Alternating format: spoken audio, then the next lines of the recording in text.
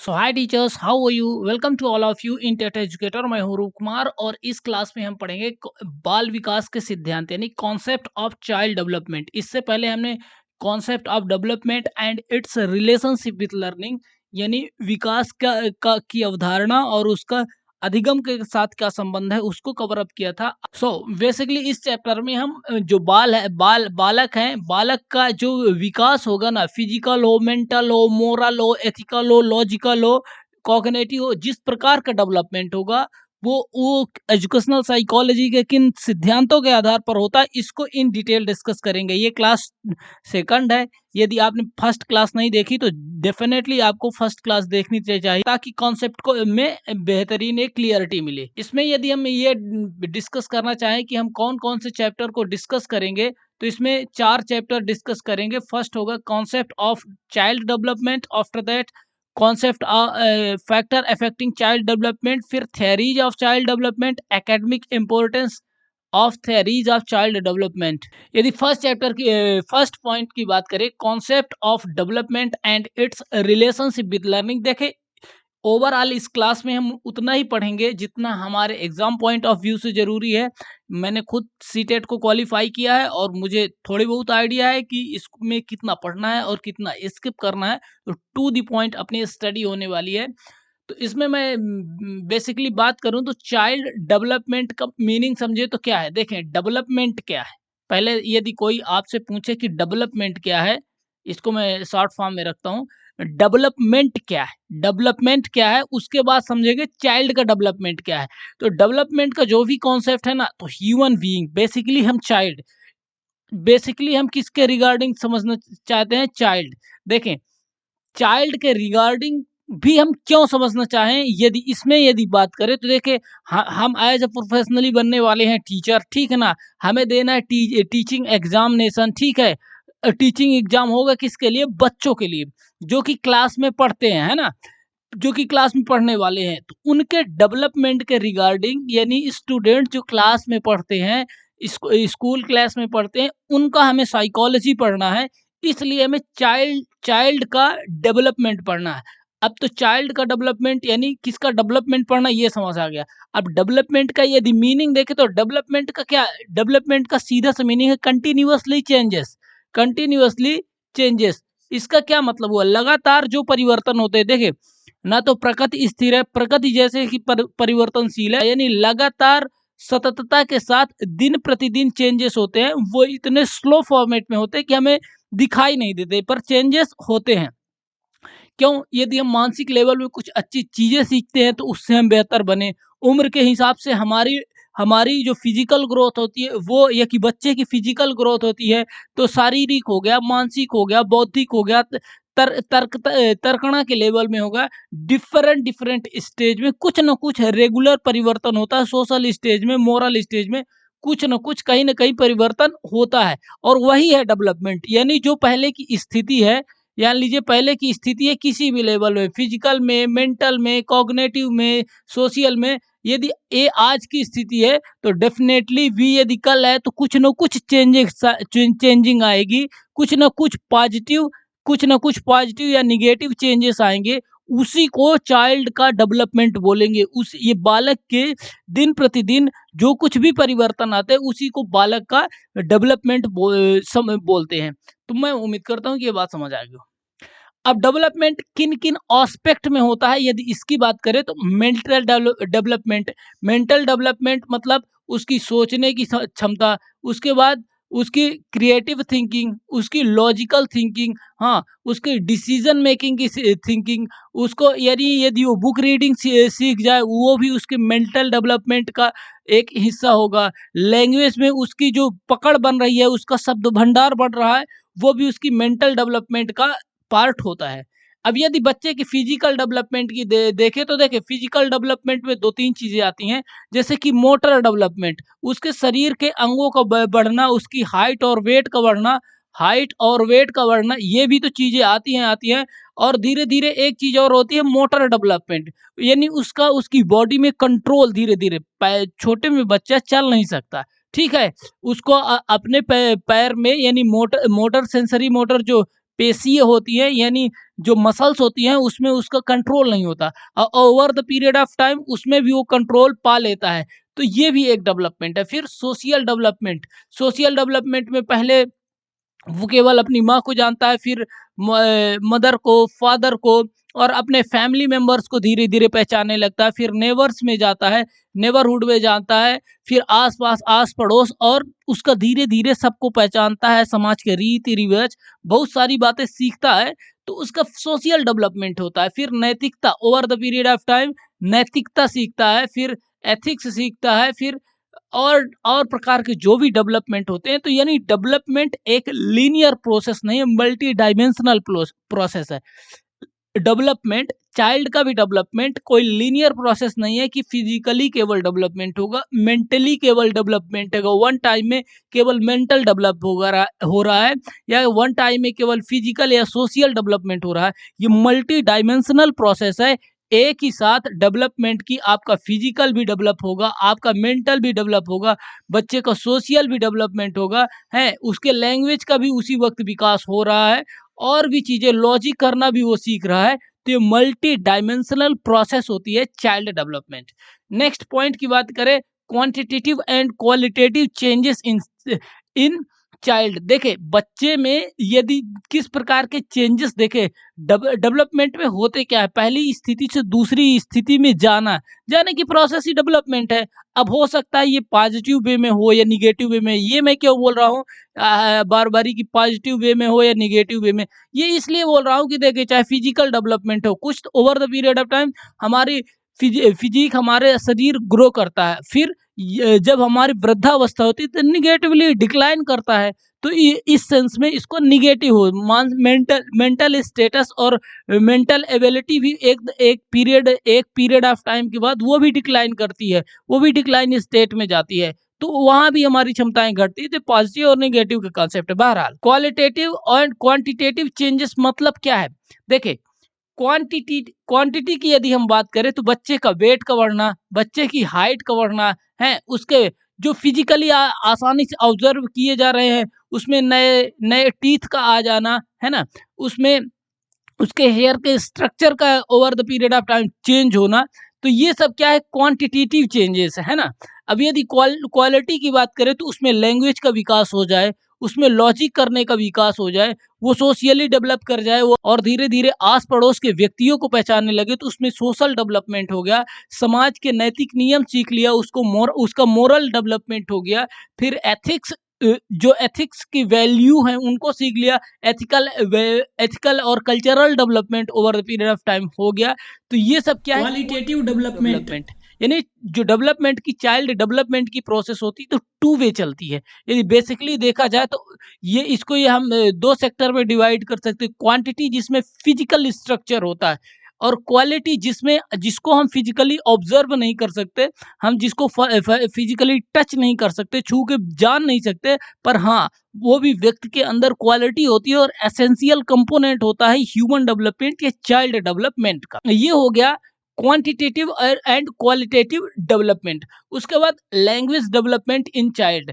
अब language development भी होता है, ये भी डेवलपमेंट का हिस्सा है। स्टार्टिंग में बच्चा कि अपने ही समाज की भाषा को नहीं सीखता, उसके बाद LSRW का साइंटिफिक रूल वो फॉलो करता है। पहले वो लिसन करता है, लिसनिंग के अकॉर्डिंग इमिटेट करके वो स्पीकिंग करता है।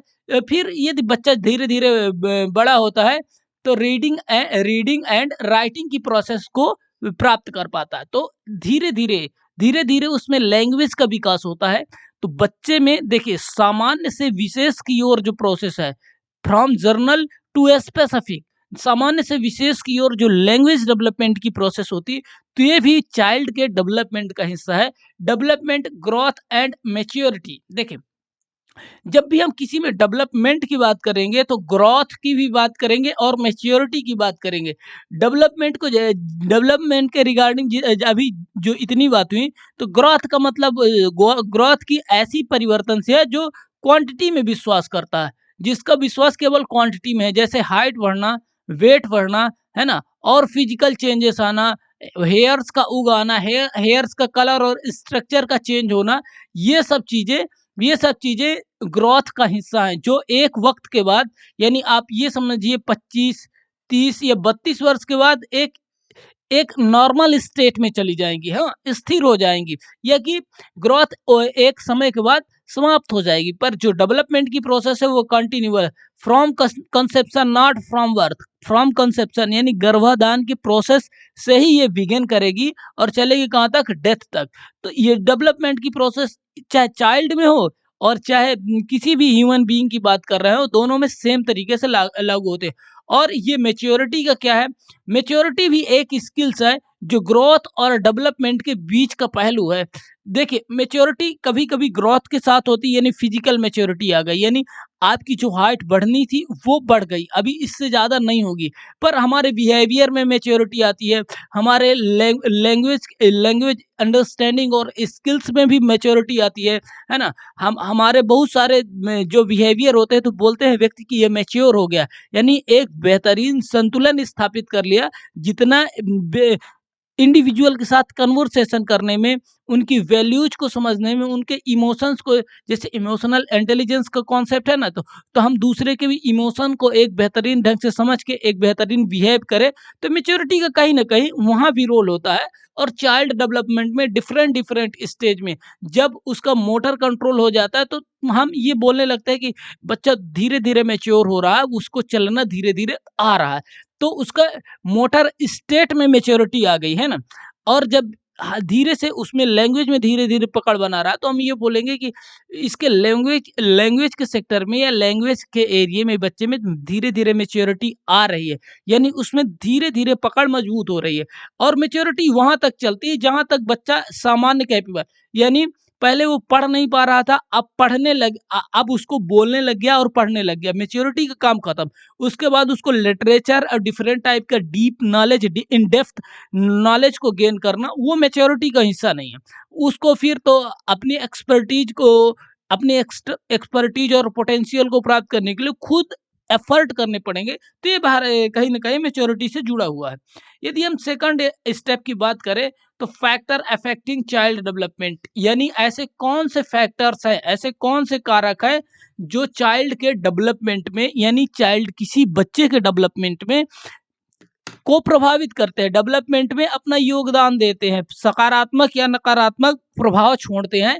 ये जानना और समझना इसमें इम्पोर्टेंट है, क्योंकि ये भी इसी टॉपिक का इम्पोर्टेंट हिस्सा है, फैक्टर अफेक्टिंग चाइल्ड डेवलपमेंट। तो देखिए इसमें दो प्रकार के फैक्टर्स हो सकते हैं, एक इंटरनल यानी आंतरिक और दूसरा एक्सटर्नल यानी बाह्य। दो प्रकार के फैक्टर्स डेफिनेटली हो सकते हैं जिन्हें अब हम इन डिटेल पढ़ेंगे। तो इंटरनल फैक्टर्स की यदि बात करें, चाइल्ड डेवलपमेंट यानी बच्चे के विकास में, बच्चे का विकास क्या होता है, उसकी ग्रोथ क्या होती है, उसमें मैच्योरिटी क्या होती है, ऑलरेडी हम डिस्कस कर चुके हैं। अब इन सभी चीजों को कौन कौन सी चीजें प्रभावित करती हैं, यदि हम इसकी बात करें तो क्या प्रभावित करते हैं? देखिए हेरिडिटी, हेरिडिटी यानी अनुवांशिकता, ये क्या होती है, इसको एकदम एकदम शॉर्ट फॉर्म में यदि समझना चाहे तो हेरिडिटी क्या है? माता पिता के द्वारा माता पिता के द्वारा जनरेशन टू जनरेशन कुछ क्वालिटीज होती हैं, यानी फिजिकल स्ट्रक्चर हो गया, बाल का कलर हो गया, स्किन कलर कलर हो गया, कभी कभी आंखों का भी रंग इससे प्रभावित होता है। तो बहुत सारी चीजें जो हेरिडिटी से प्रभावित होती है, जैसे कि स्किन कलर, फिजिकल शरीर का स्ट्रक्चर, फिजिकल स्ट्रक्चर, फिर हाइट, वेट, ये बहुत सारी चीजें जो हेरिडिटी यानी पीढ़ी दर पीढ़ी जो व्यक्ति को अपने माता पिता के द्वारा आनुवंशिकता के प्रभाव से जो योग्यताएं कुशलताएं मिलती हैं, और योग्यताएं कुशलताएं ही क्यों, इसमें तो बहुत सारी बीमारी, इवन कहते हैं कि इसमें बुद्धि का भी बहुत ज्यादा हिस्सा प्रभावित होता है, बुद्धि भी, इंटेलिजेंस भी कहीं ना कहीं हेरिडिटी से प्रभावित होती है। तो ये सब चीजें, पर हेरिडिटी में भी तो नियम होते हैं ना, इसमें भी तो तीन नियम होते हैं, यानी माता पिता बुद्धिमान है और बच्चे भी बुद्धिमान हो सकते हैं, तो ये सामान्य हो गया है ना। अब माता पिता बुद्धिमान है और बच्चे मूर्ख निकल गए, ऐसा भी हो सकता है। या कि माता माता पिता मूर्ख है, ये मूर्ख थोड़ी गंदा शब्द है, फिर भी ये थोड़ी सा समझने के लिए कि माता पिता उतने होशियार नहीं है पर बच्चा बहुत होशियार निकल गया। तो हेरिडिटी में तीन प्रकार के ऑलरेडी नियम चलते हैं, इसमें कोई डाउट नहीं है। पर हाँ, हम इस बात को इग्नोर नहीं कर सकते कि हेरिडिटी का हमारे इंटेलिजेंस में, स्किन स्किन टोन में, फिजिकल स्ट्रक्चर में, या कि हाइट और वेट में, ये बच्चे के इन सब एस्पेक्ट में हेरिडिटी भी इन्फ्लुएंस करती है, जिसको हमें एज अ टीचर हमें जानना चाहिए और इस बात को हमेशा रिमेम्बर करना चाहिए। और रिमेम्बर न केवल हमें अपने एग्जाम को क्वालिफाई करने में, बल्कि हमें जब हम प्रैक्टिकल स्कूल जाएंगे तो उसमें भी हमें इंटरेस्टिंग ये हेल्पफुल होगा। तो ये सब चीज़ें इंटरेस्टिंग है। इसके बाद इंटेलिजेंस, फिर इंटेलिजेंस यानी बुद्धि भी इंटरनली क्या है, इंटरनली क्या है, बाल यानी बुद्धि भी बच्चे के विकास को प्रभावित करते हैं। डेवलपमेंट ऑफ इमोशन, देखिए इमोशंस का जीवन में कितना रोल होता है ये तो हम जानते ही हैं। बहरहाल यदि हम ये बात करें कि इमोशन क्या है, तो इमोशन को हिंदी में कहते हैं संवेग। संवेग को क्या माना जाता है, जब आपकी कुछ स्थितियां कंट्रोल में ना हो, जैसे एंगर, हैप्पीनेस है, फ्रस्ट्रेशन, एंगर, हैप्पीनेस, फ्रस्ट्रेशन, ये सब प्रकार के पॉजिटिव या निगेटिव जो इमोशंस होते हैं, यानी जो जिस प्रकार के संवेग होते हैं, जब हम किसी भावनात्मक रूप से प्रवाह की स्थिति में होते हैं, यानी हम वहाँ पे स्टेबल नहीं होते, तो उसको संवेग की संज्ञा दी जाती है। तो संवेगों का over the period of time विकास होता है। यहाँ तक कि जैसे कि हमने डेवलपमेंट में स्टेजेस की बात की है, तो जो फर्स्ट फर्स्ट स्टेज है जैसे शैशवावस्था, वहाँ पे भी बहुत सारे संवेगों के विकास की बात मानी जाती है।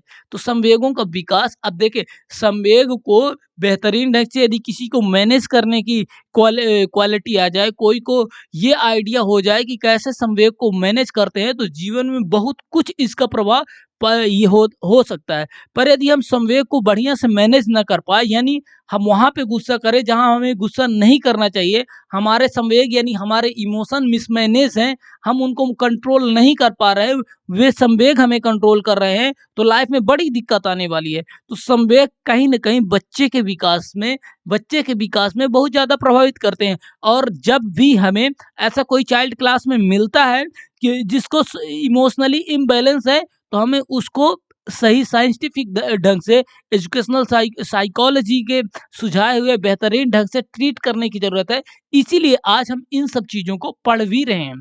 फिर सोशल एंड मेंटल एस्पेक्ट, ये भी मैटर करता है। देखिए बच्चे के डेवलपमेंट में ये भी बात में मैटर करता है, वो समाज के किस हिस्से से आता है। देखिए समाज में यदि वर्ग का वर्गीकरण दो आधार पर होता है, एक तो जातिगत हिसाब से वर्गीकरण होता है, और अभी एक नया है वर्ग वर्ग यानी क्लास। आधुनिक भाषा में बोले तो क्लास, इकोनॉमिकली क्लास यदि बोले तो अपर क्लास है, मिडिल क्लास से है। मिडिल क्लास में तीन कैटेगरी लगा लो, upper middle class, medium middle class, lower middle class, या कि लोअर क्लास से आता है। तो वो सोशल किस स्ट्रक्चर से बच्चा आता है, ये भी उसके डेवलपमेंट का महत्वपूर्ण एस्पेक्ट होगा। उसी के अकॉर्डिंग डेवलपमेंट के बहुत सारे पहलू, जैसे कि उसका फिजिकल स्ट्रक्चर, उसका सोचने का स्ट्रक्चर, है ना, और उसका इमोशन मैनेजमेंट, इमोशन, बहुत सारी चीज़ें इससे प्रभावित होती हैं, और ओवरऑल बच्चे का डेवलपमेंट भी इससे ज़्यादा प्रभावित होता है। फिर एथिक्स और मॉरलिटी, बच्चे ने एथिक्स और मोरलिटी के क्षेत्र में कितना काम किया है, डिपेंड करता है कि उसकी फैमिली कितनी थी, एजुकेटेड थी, नॉन एजुकेटेड थी, ह्यूमन वैल्यूज में कितनी एम्फेसिस था उसके परिवार में, यानी ह्यूमन वैल्यू को, गुड वैल्यूज को सिखाने में उसके फैमिली, या कि फिर टीचर्स का क्या रोल था। अब इसमें फैमिली के बाद आएगा टीचर, तो टीचर कैसे मिले, अच्छे मिले कि सही मिले कि बिल्कुल ही सामान्य मिले, किस प्रकार के टीचर थे, किस प्रकार का स्कूल था। तो एथिक्स और मोरलिटी के लेवल में बच्चे ने क्या सीखा, ये भी बच्चे के डेवलपमेंट को डीपली इन्फ्लुएंस करेगा। तो ये थे इंटरनल फैक्टर्स। यदि अब हम बात करें एक्सटर्नल फैक्टर्स की, बाह्य कारकों की, तो उसमें क्या होगा, नेबरहुड। देखिए हम सभी क्या है ना, अपना नेबरहुड जिया है, और हम सबको पता होता है कि नेबरहुड का क्या इम्पोर्टेंस है। यदि हम खुद को यदि इमेजिन करें कि हमने अपने आस पड़ोस से कितनी सारी चीज़ें सीखी है, हमने कहीं ना कहीं भाषा सीखी है, भाषा में भी कुछ अच्छी और कुछ बुरी बातें सीखी है। हो सकता है डिफरेंट टाइप की एब्यूजेस हमने अपने नेबर से सीखी हूँ, क्योंकि हमारे पेरेंट्स तो हमें उसको इनकरेज करते नहीं कि हम सीखें बहुत सारी एब्यूजेस, पर हो सकता है कि हमने क्या है एब्यूजेस सीखे हों, और हो डेफ़िनेटली हमने बहुत सारी चीज़ें सीखी है। तो ज़रूरी नहीं कि हम अपने नेबर से बिल्कुल अच्छी-अच्छी बातें सीखेंगे या बिल्कुल बुरी-बुरी बातें सीखेंगे। इसमें कहीं न कहीं 80-20 का रेशियो होगा। हम 80% अच्छी बातें सीखते हैं, तो हो सकता है 20% वो भी बातें सीखे जो हमें उस वक़्त शायद नहीं सीखनी चाहिए, या कि दुनिया का हिस्सा है और हम चाहे चाहे न चाहे सीख सीख जाते हैं। तो नेबर्स व्यक्ति के डेवलपमेंट में, अब किस प्रकार का रूरल बैकग्राउंड का नेबर्स है, तो हम बहुत सारी चीज़ें एग्रीकल्चर से रिलेटेड, एनिमल हस्बेंड्री से रिलेटेड बहुत सारी बातें सीखेंगे। और यदि ये अर्बन की बात है तो हम और इंडस्ट्री की बात सीखेंगे, प्रोफेशनलिज्म, हमारे आसपास एम्प्लॉयज़ आ रहे होंगे, जा रहे होंगे, इंडस्ट्री होंगी शायद, हैं? तो उसके उससे रिलेटेड जो भी नेबर्स होगा, तो उससे रिलेटेड बच्चे के अंदर इन्फॉर्मेशंस छोटी ही उम्र में जाने लगेगी। तो उसके अकॉर्डिंग ये नेबर्स भी बच्चे के विकास में, बच्चे के चाइल्ड के डेवलपमेंट में बहुत ज़्यादा इन्फ्लुएंस करते हैं। फिर बेसिक फैसिलिटीज़ भी मैटर करती है। बेसिक फैसिलिटीज़ में यदि बातें करें, तो जिस एरिया में बच्चा है तो क्या उसमें इलेक्ट्रिसिटी है कि नहीं? फिर प्योर वाटर की, मतलब शुद्ध जल की व्यवस्था है कि नहीं? उसको जल कहाँ लेने जाना पड़ता है? जल ले हाथ से लेके आना पड़ता है, या हैंडपंप से लेने आना पड़ता है, या कि उसमें उसके ट्यूबवेल है, बोरवेल है? ये सब चीज़ें कहीं न कहीं चाइल्ड के डेवलपमेंट में बेसिक फैसिलिटीज़ में, यदि बात करें तो स्कूल कैसा है? स्कूल अच्छा है, प्राइवेट है, गवर्नमेंट रन है, या कि बोर्डिंग स्कूल है, डिफरेंट टाइप की स्कूल है, डीपीएस है, किस प्रकार का स्कूल है? यानी स्कूल में जो पढ़ाई की सुविधाएँ हैं, वो किस प्रकार की हैं? वहाँ पे स्मार्ट बोर्ड से पढ़ाई हो रही है, टीचर वेल क्वालिफ़ाइड है, वो सीटेट क्वालिफ़ाइड है, या कि कोई टेट क्वालिफ़ाइड है, या कि ऐसे ही गेस्ट टीचर हैं जो स्ट्रगल कर रहे हैं और शायद उस लेवल की फैसिलिटी ना दे पा रहे हो जिस प्रकार की आप लोग शायद दे पाएँगे। तो मैटर करता है उसकी फैसिलिटीज, न केवल फैमिली में, इवन स्कूल में प्रिंसिपल एंड मैनेजमेंट कैसा है, स्कूल का माहौल कैसा है, ये बेसिक फैसिलिटीज का हिस्सा होती हैं। फिर क्लाइमेट कंडीशन देखे, बालक के फिजिकल डेवलपमेंट और मेंटल डेवलपमेंट, बहुत सारे क्लाइमेटिक कंडीशंस भी मैटर करते हैं। अब सहारा के डेजर्ट में, या कि थार के मरुस्थल में इंडिया में, और फिर कश्मीर में, दोनों में बच्चों का जो फिजिकल स्ट्रक्चर होगा, स्किन का कलर होगा, इसमें तो फ़र्क होगा ही होगा। देखिए, अब यदि कश्मीर में बात करें तो शायद लोगों की आँखों का रंग कुछ दूसरा मिलेगा। नॉर्थ इंडिया में, या कि साउथ इंडिया में हो सकता है कुछ स्किन स्किन टोन अलग मिले। तो ये फिजिकली, यानी डेवलपमेंट में ये सब चीज़ें प्रभावित करती हैं। अब जो हिमालयन रीजन से व्यक्ति होगा या कि बच्चा होगा, उसको पेड़ पौधे और नेचर की हो सकता है ज़्यादा जानकारी हो, और जो इंडिया में कोस्ट रीजन से, जो इंडिया के कोस्ट रीजन से आएंगे बच्चे, इस एरिया से जो बच्चे होंगे, उन उनमें हो सकता है कि सी की उतनी ज़्यादा अंडरस्टैंडिंग हो सकता है माउंटेन्स की उनको इतना ज़्यादा अंडरस्टैंडिंग ना हो, पर हो सकता है कि सी के बारे में, फिशिंग के बारे में, कोकोनट के बारे में, जो समुद्र और सी बॉर्डर से रिलेटेड जो भी इंफॉर्मेशन होती है, तो हो सकता है कि इन सब पहलुओं में वो बेहतरीन हो। तो ये सब क्लाइमेटिक कंडीशन, किस प्रकार की क्लाइमेट में, यानी किस प्रकार की जलवायु में वो रहते हैं। अब जहाँ पे सम जलवायु है तो बच्चा ज़्यादा पढ़ पाएगा, पर जहाँ हार्ड जलवायु है, मतलब बहुत ज़्यादा ठंडी पड़ती है, बहुत ज़्यादा गर्मी पड़ती है, तो हो सकता है कि उसका एजुकेशन का लेवल उतना नहीं हो, क्योंकि यानी हार्श कंडीशन में, विपरीत परिस्थिति में, विपरीत क्लाइमेटिक कंडीशन में पढ़ना, ये एजुकेशनल प्रैक्टिस उतना आसान नहीं होती, उतना आसानी से नहीं कर सकता। और उस स्थिति में, जबकि हमें बेसिक फैसिलिटीज ना हो, शायद रूम को गर्म करने की व्यवस्थाएं शायद ना हो, तो ये सब चीजें किसी न किसी रूप में बच्चे के विकास में बहुत ज्यादा प्रभावित करते हैं। उसके बाद देखें पॉल्यूशन। पॉल्यूशन यानी प्रदूषण की सिचुएशन क्या है? अभी यदि हमारे दिल्ली की बात करें तो कई बारी ठंडियों में वहाँ पे जो एयर की क्वालिटी होती तो बहुत ज़्यादा बुरी तरह से गिरावट होती है, उसमें बहुत ज़्यादा नकारात्मक वृद्धि होती है। सांस लेने योग्य नहीं रहती। दिल्ली की एयर एयर पोल्यूशन इतना ज़्यादा हाई हो जाता है। तो पोल्यूशन की स्थिति क्या है, या ये वो एरिया नेचर से जुड़ा हुआ है, या कि उसमें इंडस्ट्रियल पोल्यूशन बहुत ज़्यादा है, तो ये भी मैटर करता है। फिर सोसाइटी जिस समाज में रहता है, तो उस समाज का रिलीजन क्या है, उस समाज का फेथ क्या है, उस समाज के लोग कैसे सोचते हैं, दुनिया को देखने को उनका नज़रिया क्या है, पॉजिटिव है, नेगेटिव है, ये सब चीज़ें इन डीप कहीं न कहीं जिस एरिया में वो बच्चे रहते हैं, उनको ज़रूर प्रभावित करता है। इसीलिए लोग बोलते हैं कि बेहतर बेहतर सिचुएशन में जाएँ, बेहतर स्टेट में जाएँ, बेहतर लोकेशन में जाएँ, ताकि बच्चों का मेंटल मेंटल लेवल हेल्दी हो सके। कई बारी जनरली लोग बोलते रहते हैं।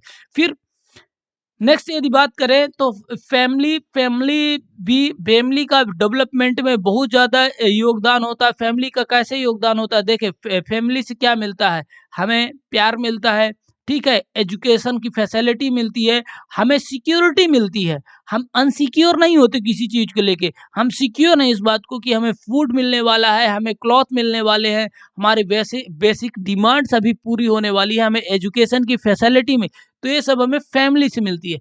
पर फैमिली की socio economic condition, socio economic economic यहाँ पे क्यों लिखा है, यानी सोशल स्टेटस और इकोनॉमिक स्टेटस क्या है, इसमें क्या है, यदि अपर है, फिर मीडियम है कि लोअर है, और इकोनॉमिक अपर है, मीडियम है कि लोअर है। इसका सीधा मतलब है, यदि सोशली उच्च वर्ग से है तो उसकी मानसिकता कुछ उस ढंग से प्रभावित होगी। यदि समाज के मध्य से है तो उसकी मानसिकता में उसका प्रभाव होगा। समाज के यदि निचले पायदान से है तो उसकी मानसिकता या कि उसकी बहुत सारी सोच समझ रवैये तरीके एप्टीट्यूड एटीट्यूड में उसका डीपली इन्फ्लुएंस होगा। सिमिलरली इकोनॉमिक में यदि अपर क्लास होगा तो वो कुछ दूसरे तरीके से सोचेगा। हो सकता है उसको बिजनेस की अंडरस्टैंडिंग ऑलरेडी बेहतर हो, वो बिजनेस के बारे में ऑलरेडी समझ पा रहा हो, जान पा रहा हो, ये कि और भी उसका कुछ प्रोफेशन हो सकता है। और जो मीडियम या लोअर है उनके मेंटल स्टेटस, उसका सोशल स्टेटस डीपली प्रभावित करेगा। और इन्हीं स्टेटस के अकॉर्डिंग जो बच्चे होंगे, जो चाइल्ड होगा, उनका भी डेवलपमेंट डीपली इन्फ्लुएंस होता है। तो ये एक्सटर्नल फैक्टर्स इंपॉर्टेंट है कि किस प्रकार से प्रभावित करता है। फिर मेंटल एंड फिजिकली ये इफेक्ट करते ही करते हैं। पर्सनल एक्सपीरियंस, देखिए ये सब चीजें तो सही है, पर बच्चे का व्यक्तिगत अनुभव भी मैटर करता है। उसके किस प्रकार के अनुभव रहे। देखिए यदि बच्चे का अपने नेबर्स में, अपनी फैमिली में यदि बहुत सारे पॉजिटिव पॉजिटिव एक्सपीरियंस होंगे, यदि बहुत सारे पॉजिटिव एक्सपीरियंस होंगे, तो उसके सोचने का तरीका पॉजिटिव होगा, उसको दुनिया को देखने का, दुनिया को समझने का तरीका पॉजिटिव होगा। और यदि उसके फैमिली या परिवार में या कि उसके खुद के एक्सपीरियंस स्टार्टिंग से निगेटिव होंगे, यदि उस कंडीशन में है कि बच्चे के साथ गलत ही गलत हो रहा है, उसके एक्सपीरियंस एक्सट्रीमली निगेटिव ही निगेटिव मिल रहे हैं, तो उसके शायद सोचने और समझने का तरीका भी निगेटिव हो जाएगा। तो हो सकता है कि उसको आगे अपने मेंटल डेवलपमेंट में, उसकी सोशल और कल्चरल डेवलपमेंट में, लोगों के साथ इंटरेक्शन करने में, ये सब एरिया में डेवलपमेंट करने में, इवन फिजिकल और मेंटल स्टेटस में जो निगेटिवली या पॉजिटिव इफेक्ट होते हैं, तो इसमें बहुत ज़्यादा हिस्सा यानी बच्चे के व्यक्तिगत अनुभव को भी लिया जाता है। ये थे इंटरनल और एक्सटर्नल फैक्टर्स जो किसी भी चाइल्ड के डेवलपमेंट को इन डेप्थ प्रभावित करते हैं। तो ये एक बात थी। इसके बाद यदि बात करें थेरीज ऑफ चाइल्ड डेवलपमेंट, ये वेरी इंटरेस्टिंग है, ये इस क्लास का महत्वपूर्ण हिस्सा भी है। थेरीज ऑफ चाइल्ड डेवलपमेंट यानी थ्योरी यानी सिद्धांत, चाइल्ड डेवलपमेंट बच्चे के विकास में किस प्रकार के सिद्धांत दिए गए हैं, अब इनको हमें पढ़ना है। थ्योरी ऑफ कॉन्टिन्यूटी यानी सततता का सिद्धांत, इसमें हिंदी में बोलते हैं सततता का सिद्धांत। देखिए मेरी बार बारी रिक्वेस्ट है कि आप भले ही कितना हिंदी मीडियम से हैं, आप मेन मेन कीवर्ड को ना इंग्लिश में जरूर याद रखें। मैं 100 बारी बोलूंगा, मैं भी हिंदी मीडियम का विद्यार्थी हूँ, पर यदि आपने इंग्लिश के टर्म याद करे हैं तो मैं आपको गारंटी देता हूं कि पेपर बहुत इजी लगेगा, क्योंकि उसका जो ट्रांसलेशन होता है हिंदी में इतना कॉम्प्लेक्स होता है कि हम हिंदी मीडियम के हो भी उसमें हम ज़्यादा कंफ्यूज होते हैं कि ये शब्द लिखा ही क्या है। एजुकेशनल साइकोलॉजी की मुख्य समस्या भी यही है कि वो शब्द ही समझ नहीं आते। तो हमें ज़रूरत है अंग्रेजी के शब्द को समझने की। हाँ, हम उनको हिंदी में अपनी भाषा में अपनी बात में समझेंगे ज़रूर। तो थ्योरी ऑफ कंटिन्यूटी यानी विकास का एक सिद्धांत कहता है, चाइल्ड के विकास का एक सिद्धांत कहता है कि सततता का सिद्धांत, यानी विकास कभी रुकता नहीं है। विकास एक बारी स्टार्ट होता है तो चलता ही रहता है, चलता ही रहता है। और कब तक चलता है? ये कंसेप्शन से स्टार्ट होता है और डेथ तक चलता है, ये बीच में कहीं नहीं रुकता। यानी परिवर्तन प्रकृति का नियम है। ये सेंटेंस इस लॉ के साथ बिल्कुल फिट होता है। यानी व्यक्ति में दिन प्रतिदिन कुछ न कुछ परिवर्तन होते हैं, उसका फिजिकली डेवलपमेंट होता है। अब वो इतना धीरे धीरे हो रहा है कि हम ऑब्जर्व नहीं करते, पर होता तो है, परिवर्तन तो हो ही रहा है। कल जैसे बच्चा होता है वो आज नहीं होता है ना। उसका सेम टाइम फिजिकल भी डेवलपमेंट लगातार हो रहा, उसका सामाजिक डेवलपमेंट, वो दूसरों से सीख रहा है, लैंग्वेज सीख रहा है। अब वो अच्छी लैंग्वेज सीख रहा है, बुरी लैंग्वेज सीख रहा है। अच्छी बुरी का मतलब क्या? शब्दों में मतलब लैंग्वेज के हिसाब से ये यदि एब्यूज सीख रहा तो फिर तो गलत ही लैंग्वेज हुई ना। तो लैंग्वेज के किस स्तर में है, किस प्रकार का उसका पियर्स है, पर डेफिनेटली इन सब चीजों को सीख तो रहा है ना।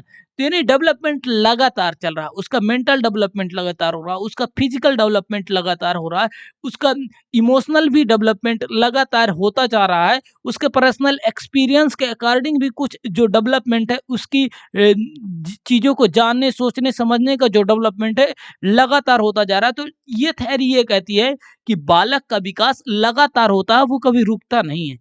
अब सेकंड की बात करें तो सेकंड थ्योरी क्या है, इसकी बात कर ले तो theory of direction of development. इसमें क्या है? इसमें दो प्रकार की डायरेक्शन की चर्चा की गई है। दो प्रकार की डायरेक्शन की, ये ऊपर से नीचे ऊर्ध्वगामी। इसमें क्या बोलते हैं कि पहले क्या, इसमें इसमें ये कॉन्सेप्ट है कि पहले बच्चे के सर का विकास होता है और सर से नीचे की ओर पहले विकास होता है। तो ये एक कॉन्सेप्ट है। और ये फिर इसका ये है समानांतर का एक कॉन्सेप्ट है। और इसमें क्या होता है कि बच्चे का विकास ऐसे इस प्रकार से होता है।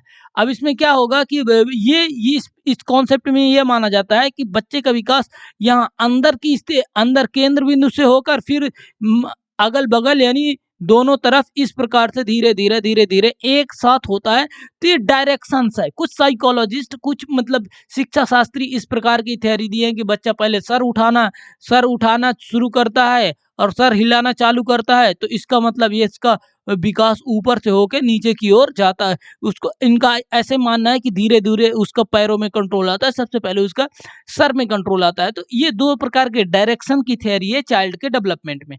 Individual differences, theory of individual differences second है। थ्योरी ऑफ इंडिविजुअल डिफरेंसेस, इसका क्या मतलब हुआ? थ्योरी ऑफ इंडिविजुअल, व्यक्तिगत विभिन्नताएं। व्यक्तिगत विभिन्नताएं का सीधा मतलब होता है कि विकास एक ही व्यक्ति में, एक ही चाइल्ड में दो प्रकार से व्यक्तिगत विभिन्नताएं हो सकती हैं। वो दो प्रकार कौन सी हैं? पहले तो चाइल्ड के भीतर ही, यानी उसका लैंग्वेज का डेवलपमेंट हो रहा है, उसका सोशल डेवलपमेंट हो रहा है, उसका मेंटल डेवलपमेंट हो रहा है। ठीक है। अब लैंग्वेज का डेवलपमेंट हो सकता है ज़्यादा हो जाए, पर सोशली उसका डेवलपमेंट थोड़ी सा कम हो जाए। हो सकता है मेंटल डेवलपमेंट भी कम रह जाए या इससे भी कम रह जाए। ये संभावना तो होती है ना कि जिस वक्त में आपका मेंटल डेवलपमेंट, चाइल्ड का मेंटल डेवलपमेंट पीक में होता है, हो सकता है सोशल कल्चरल डेवलपमेंट थोड़े से कम हो। तो ये तो व्यक्ति के अंदर डिफरेंट डिफरेंट डेवलपमेंट में विभिन्नताएं हो गई। और दूसरा, यदि दो बच्चे हैं, यानी दो बच्चे ए बी सी, यदि इनका सेम भी डेट ऑफ बर्थ है तो इनके हाइट में तीनों के हाइट में डिफरेंस डेफिनेटली होगा, वेट में डिफरेंस डेफिनेटली होगा। इवन ट्विंस में ये सब कैरेक्टरिस्टिक्स पाई जाएगी। इनका सोचने का, लॉजिक करने का तरीका भी डिफरेंट होगा, इनके इंटरेस्ट डिफरेंट होंगे। तो ये इंडिविजुअल डिफरेंसेस। और इंडिविजुअल डिफरेंसेस का यूनिक एग्जांपल क्या है? सभी सभी बच्चों का जो थंबनेल है वो डिफरेंट होता है। तो उसमें एक तो यूनिक आइडेंटिटी है ही, उसमें बच्चों में एक तो यूनिक आइडेंटिटी है ही। और हर एक का अपना अपना पोटेंशियल होता है, थॉट प्रोसेस होता है। तो बच्चों में डीपर लेवल में, उनके स्किन टोन में, उनकी हाइट में, वेट में, सोच में, इंटरेस्ट ऑफ सब्जेक्ट में, डीपर लेवल में और बहुत ज़्यादा डाइवर्सिटी में इंडिविजुअल डिफरेंसेस होते हैं।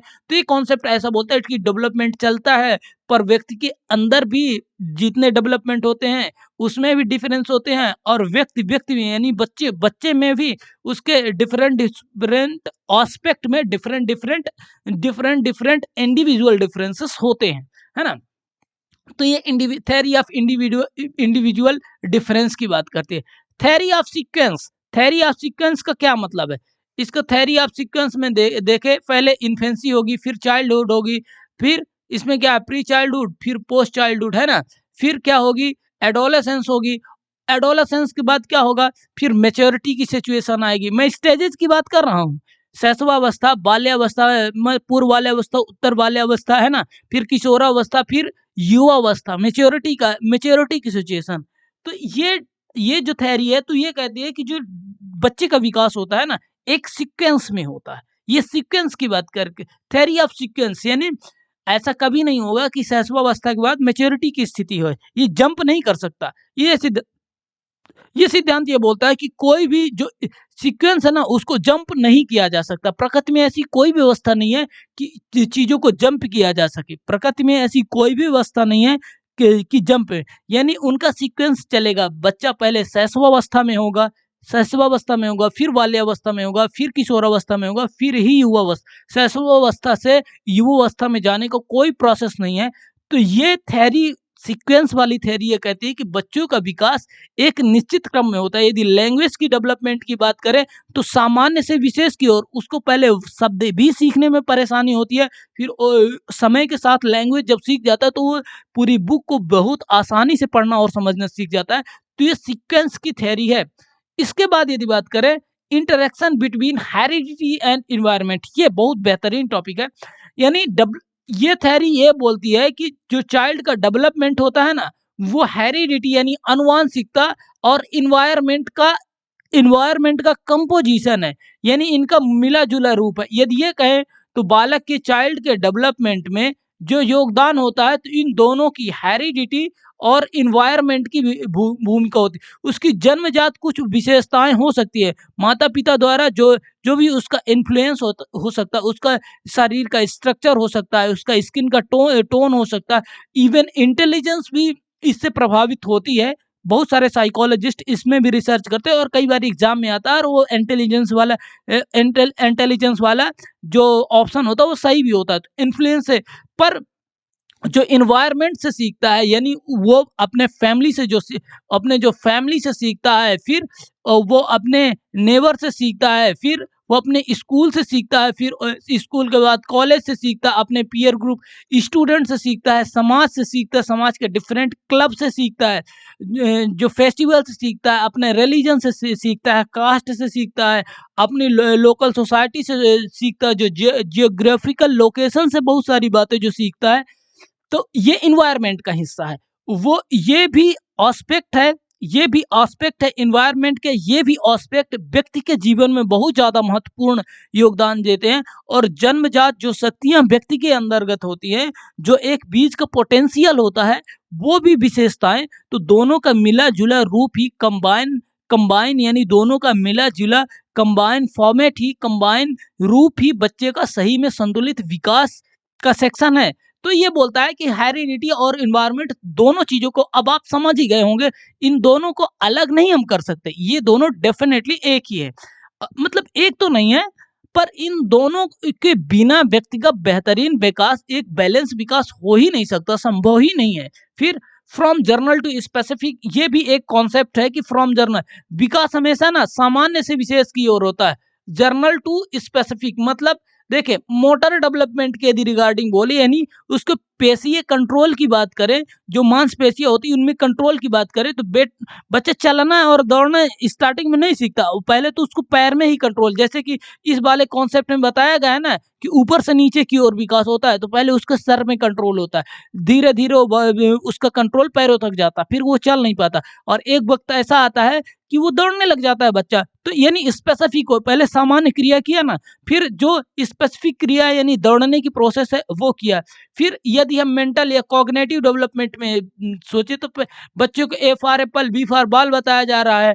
कल के दिन में विलियम शेक्सपियर के बहुत सारे जो नॉवेल्स हैं और बहुत सारे जो ड्रामा है उनको पढ़ रहा है, उनको सीख रहा है, समझ रहा है। हिंदी में बात करें तो का कबूतर खा खरगोश उसको बता रहे हैं। फिर बहुत सारे साहित्य और मुंशी प्रेमचंद या कि बहुत सारे जो बेहतरीन साहित्य है हिंदी साहित्य के, उनको पढ़ पा रहा है।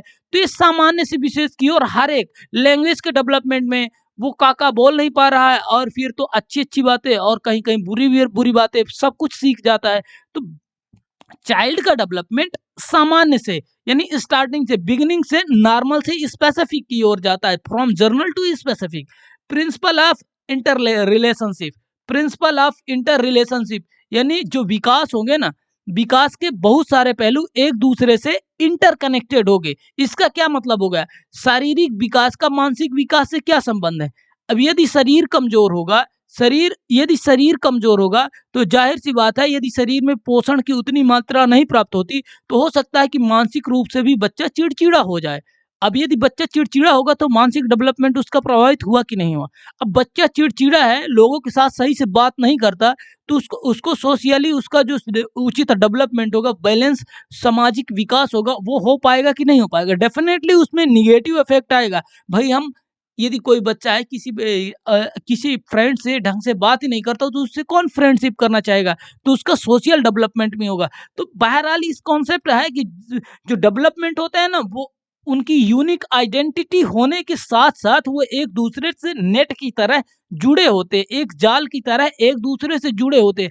किसी एक एस्पेक्ट में यदि डीपली नेगेटिव इफेक्ट होता है तो दूसरे भी डेवलपमेंट के एस्पेक्ट को प्रभावित करता है। किसी का सामाजिक विकास बुरी तरह से प्रभावित होगा तो उसका बौद्धिक विकास, उसका हो सकता है शारीरिक विकास, या कि सोचने और समझने में बहुत सारी नकारात्मकता आ जाए। तो ये थ्योरी ये कहती है कि डेवलपमेंट के जो डिफरेंट डिफरेंट एस्पेक्ट होते हैं ना, वो एक नेट की तरह इंटरकनेक्टेड है। ये एक दूसरे से जुड़े हुए हैं। ये बिल्कुल अलग अलग नहीं है कि एक चीज सही हो गई एक नहीं हुई तो ये कोई बात नहीं। ये कहीं ना कहीं एक दूसरे से इंटरकनेक्टेड होते हैं। तो ये प्रिंसिपल ऑफ इंटर रिलेशनशिप के बोल रहा। मैं सोच रहा हूँ कि ये समझ में आ गया होगा। अब यदि ये बात करें कि एकेडमिक इम्पोर्टेंस इसकी क्या है, हम इसको पढ़ भी क्यों रहे हैं, एज ए टीचर एस्पिरेंट हम इसको पढ़ क्यों रहे हैं, और यदि हम पढ़ रहे हैं, इसको समझ पा रहे हैं, और जॉब लगने के बाद हम इसका क्या यूज होगा, इस चैप्टर को पढ़ने के बाद हमें क्या समझ में आएगा। तो यदि इसकी बात करते, important for personality development of child. देखिए, बच्चे के व्यक्तित्व का यदि बेहतरीन विकास हमें करना है ना, तो हमें बच्चे के डेवलपमेंट की प्रोसेस को, उसके डिफरेंट एस्पेक्ट को, डेवलपमेंट के, इनको जानना और समझना बिल्कुल जरूरी है। यदि हमें बच्चे के मेंटल स्टेटस का पता होगा तो हम उसको ऐसा होमवर्क नहीं देंगे, कक्षा 2 के बच्चे को हम कक्षा 10 वाला होमवर्क नहीं देंगे, या कि कोई बच्चा जो थोड़ी सा मेंटली उतना कैपेबल नहीं है तो हम उसको कैपेबल, उसको बेवकूफ ना बुला के, पर हम उसके साथ समझते हैं कि उसकी मेंटल स्टेटस इस लेवल की नहीं है कि वो थोड़े से क्लास के कॉम्प्लेक्स मैथमेटिक्स के सवाल याद कर पाए, या इंग्लिश की वो सब स्पीचेस रट पाए, वो सब चीज़ एक्सप्रेस कर पाए जो हम एक्सपेक्ट करते हैं। पर यदि हमें साइकोलॉजी का, एजुकेशनल साइकोलॉजी की अंडरस्टैंडिंग होगी तो हम ये बेवकूफ़ी करने से अधिकांश समय तक बचेंगे। तो ये एक इम्पोर्टेंस है, और उसके पर्सनालिटी में पॉजिटिव इफेक्ट डाल पाएंगे, रादर देन उसको हमेशा बेवकूफ़ करने की, लिद्दड़ बोलने की, और उसको निगेटिवली डिमोटिवेट करने की जो गलतियां हैं तो वो हम नहीं करेंगे। सेम चीज़ हम पेरेंट्स को भी, पेरेंट्स टीचर मीटिंग में ये सब चीज़ें बता पाएंगे कि देखिए बच्चे में ये चीज़ें अच्छी हैं और ये चीज़ें खराब नहीं है, ये चीज़ों में थोड़ी सा काम करने की ज़रूरत है, थोड़ी आप हेल्प करें, थोड़ी हम हेल्प करें, तो बच्चे की जो पर्सनालिटी है ना, तो उसका पूरा पोटेंशियल मिल जाएगा, और जो भी बच्चा चाहता है ना वो बेहतरीन ढंग से डेवलप हो जाएगा। तो इम्पोर्टेंस ऑफ पर्सनैलिटी डेवलपमेंट, ये चाइल्ड डेवलपमेंट के चैप्टर को समझ के, पढ़ने के बाद, समझने के बाद हमें समझ में आता है। When, where and how to teach. देखिए, हमें क्या पढ़ाना है और कब पढ़ाना और कैसे पढ़ाना है, इसकी बेहतरीन अंडरस्टैंडिंग होगी इस चैप्टर को बेहतरीन ढंग से जानने समझने के बाद। कैसे? अब हमें कब पढ़ाना है, हर एक बातें जो स्कूल में पढ़ान हर एक बातें स्कूल में तो नहीं पढ़ाई जा सकती ना। कुछ ऐसे साइंस के वो हो गए कि आपको लैब में जाने की ज़रूरत होगी। हो सकता है यदि कुछ ऐसी बातें हैं, ऐसे हमारे चैप्टर्स हैं कि यदि हमें गार्डन में जाके पढ़ाना हुआ तो हम पढ़ाएँगे। कुछ टूर के माध्यम से नेचर के बारे में यदि हम बताना है ना, तो हमें, यदि हम जियोग्राफी के टीचर हैं तो टूर्स के माध्यम से बहुत सारे एनिमल की कैरेक्टरिस्टिक्स हम ज़ू में ले जाके बच्चों को तो हमें क्या पढ़ाना है, हैं? अभी टॉपिक में क्या पढ़ाना है और कहाँ पढ़ाना है, इसकी अंडरस्टैंडिंग होता है, और चीज़ों को कैसे पढ़ाना है, हमारा लेसन प्लान और टीचिंग स्ट्रेटजी क्या होनी चाहिए, टीचिंग जो रणनीतियां हैं वो कैसी होनी चाहिए, बच्चों का जो मेंटल लेवल है वो किस लेवल का है, और वो किस लेवल की बातें समझ जाते हैं, किस लेवल की नहीं समझते, वो किस लैंग्वेज में कंफर्टेबल हैं। मान लिया कि कोई रूरल बैकग्राउंड के स्कूल में आपका आपका सिलेक्शन हो गया और आपको बेहतरीन इंग्लिश आती, you are very very very very well in English and you are speaking in English, and your student not connecting to you just because they are not able to understand your language, they not prefer to learn English हैं, they sorry, they not able to learn speaking English. They are not able to understand what you are speaking in front of them. तो क्या करेंगे, वो बच्चे connect ही नहीं कर पाएंगे। आप अंग्रेजी बोल रहे हैं, बच्चे कनेक्ट ही नहीं कर पा रहे, तो फिर बोरिंग लगने लग जाएगा। फिर यदि हम मेंटल मेंटल डेवलपमेंट, बच्चे के मेंटल डेवलपमेंट के चैप्टर को इन डेप्थ हमें अंडरस्टैंडिंग है, एटलीस्ट इस क्लास को भी हमने एक दो बार ही देख रखा है ना, तो हम ऐसी बेवकूफ़ी नहीं करेंगे। हम क्या करेंगे, हम उसके मेंटल डेवलपमेंट को और लैंग्वेज डेवलपमेंट को समझेंगे कि बच्चे किस प्रकार की लैंग्वेज के डेवलपमेंट का किस स्टेज में है, और किस प्रकार की लैंग्वेज हमें third language as English third language उसको सिखाना है। पर कैसे सिखाना है, उसके लैंग्वेज सिखाने का भी तो मनोविज्ञान है, उसको हमें फर्स्ट लैंग्वेज के साथ लेके उसको सिखाना है ना। तो ये सब गलतियां हम करने से बचेंगे। फिर उसके बाद यदि बात करें तो psychological understanding of child different stage, यानी जो चाइल्ड की डिफरेंट स्टेज है ना, चाहे इन्फेंसी हो, चाहे अर्ली चाइल्डहुड हो, चाहे पोस्ट चाइल्डहुड हो, चाहे एडोलेसेंस हो, मैच्योरिटी हो, किस लेवल में उसका मेंटल लेवल क्या होता है, उसका फिजिकल लेवल क्या होता है, स्पोर्ट की कौन सी एक्टिविटी किस लेवल में बच्चा कर सकता है, ये चाइल्ड डेवलपमेंट के इस चैप्टर को हम पढ़ के समझ के जान के इसको आत्मसात करके ही कर पाएंगे ये सब चीजें हैं। तो ये क्या बोलता है, साइकोलॉजिकल मनोवैज्ञानिक हमें समझ होगी कि बच्चे का किस स्टेज में डिफरेंट सामाजिक विकास किस स्तर का है, कौन से स्तर में उसकी संस्कृति के किन गुणों को विकास करना है, मेंटल लेवल में क्या हमें पढ़ाना है क्या नहीं पढ़ाना है, किससे बचना है क्या बोलना है, किस प्रकार के हमें आउटपुट देने हैं, किस प्रकार का रिवॉर्ड एंड पनिशमेंट की स्ट्रेटजी रखनी है। ये सब चीजें इस क्लास को पढ़ने के बाद ही हम समझ जाएंगे बेहतरीन ढंग से। इसके बाद इंडिविजुअल डिफरेंसेस इन इंटरेस्ट, देखिए हमें इससे ये भी समझ में आएगा कि बच्चे एक जैसे नहीं होते। हाथ की उंगलियां यदि 5 उंगलियां एक जैसी नहीं होती तो बच्चे एक ही जैसे नहीं होते, उनको एक ही लेवल में नहीं मापा जा सकता। बच्चों का इंटरेस्ट अलग होगा, उनका एप्टीट्यूड एंड एटीट्यूड अलग होगा, फिजिकल और मेंटल एबिलिटी डिफरेंट डिफरेंट होगी, वो विभिन्न प्रकार की कल्चर से आए हुए हो सकते हैं, उनके फेथ, उनके रिलीजियस फेथ अलग अलग हो सकते हैं, उनके अपने जो हीरो हैं, जो लीडर्स हैं, उनके अपने आदर्श अलग अलग हो सकते हैं। तो ये इंडिविजुअल डिफरेंसेस होते हैं। यदि हमने ये चैप्टर को इन डेप्थ पढ़ रखा है तो हमें इस बात की अंडरस्टैंडिंग होगी कि देखिए बच्चों के डिफरेंट चॉइस हो सकती है। एक ही सब्जेक्ट में बच्चे एकदम इक्वली परफॉर्म नहीं कर सकते। हो सकता है किसी बच्चे का इंटरेस्ट कम हो तो वो उतना ढंग से परफॉर्म नहीं कर सकता, इसका मतलब वो बच्चा गधा नहीं है, वो बच्चा बेवकूफ नहीं है। बेसिकली बात ये है कि वो बच्चे को वो थोड़ी सी बात समझ नहीं आ पा रही। तो इन सब चीजों को हम जो चाइल्ड के डेवलपमेंट की प्रोसेस है ना, तो डाइवर्सिटी ऑफ इंटरेस्ट की जब बात करेंगे ना, डाइवर्सिटी ऑफ चॉइस की बात करेंगे ना, इंटरेस्ट ऑफ चॉइस की बात करेंगे ना, तब हमें ये सब चीजें पता रहेंगी, पहले से ही पता रहेंगी कि ऐसा नहीं होता। बच्चों का इंटरेस्ट अलग अलग हो सकता है, बच्चों की फिजिकल एबिलिटी अलग अलग हो सकती है, मेंटल एबिलिटी अलग अलग हो सकती है, interest of choice of subject हो सकता है। तो ये सब चीजें हम बेहतरीन अंडरस्टैंड कर पाएंगे, और लोगों यदि हम बच्चों के साथ बेहतरीन अपना संबंध स्थापित कर सकेंगे, क्योंकि हमें ऑलरेडी पता होगा कि बच्चा अभी इस उम्र है, उसकी मेंटल कैपेबिलिटी ये है, बच्चा इस प्रकार से सोच रहा है, और बच्चों को इस प्रकार की लेसन प्लानिंग करके इस प्रकार से पढ़ाना है। बेसिकली बात ये हो रही। यदि इसके बाद यदि बात करें, it's helpful to create healthy environment in school and co curricular activities, definitely no doubt about it. यदि हम मनोविज्ञान को बेहतरीन ढंग से समझते हैं तो हम स्कूल में बहुत हेल्दी इन्वायरमेंट बना ही सकेंगे। Pro student child centric progressive education की हम थीम को वास्तविक रूप में धरातल में उसको यूज कर पाएंगे, उसको लागू कर पाएंगे, और बच्चे बड़े खुश होंगे क्योंकि आप चाइल्ड सेंट्रिक एजुकेशन, उनको डेमोक्रेटिक वैल्यू दे रहे हैं, उनको क्वेश्चन करने में डांट नहीं रहे हैं, उनको चुप बैठ जाए वाली बात नहीं कर रहे हैं, उनसे प्रॉपरली बिहेव कर रहे हैं, उनके इमोशंस को समझ पा रहे हैं। बेसिकली बात क्या है ना, यदि आप साइकोलॉजी को समझ रहे हैं ना, तो बच्चों के हार्ट से कनेक्ट होंगे, उनके माइंड से नहीं, उनके हार्ट से कनेक्ट होंगे। यदि आप उनके हार्ट से कनेक्ट होंगे, डीपली यदि कनेक्ट होंगे, तो डेफिनेटली स्कूल का एनवायरनमेंट इतना हेल्दी बनेगा कि बच्चे अपने पोटेंशियल से कहीं ज़्यादा चीज़ें सीख सकेंगे और आपका भी करियर में ग्रोथ होगी, आपको भी आनंद आएगा पढ़ाने में और बच्चों को तो बहुत ही ज़्यादा आनंद आएगा पढ़ने में।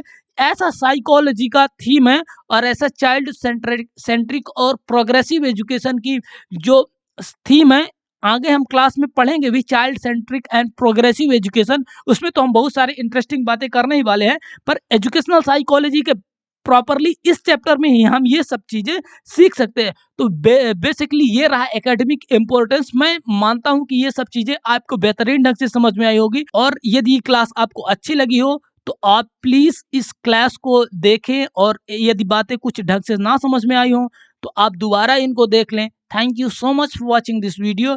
आप इसको प्लीज़ लाइक कर दें, शेयर करें और सब्सक्राइब करें यदि आपको क्लास अच्छी लगी है तो। Thank you so much.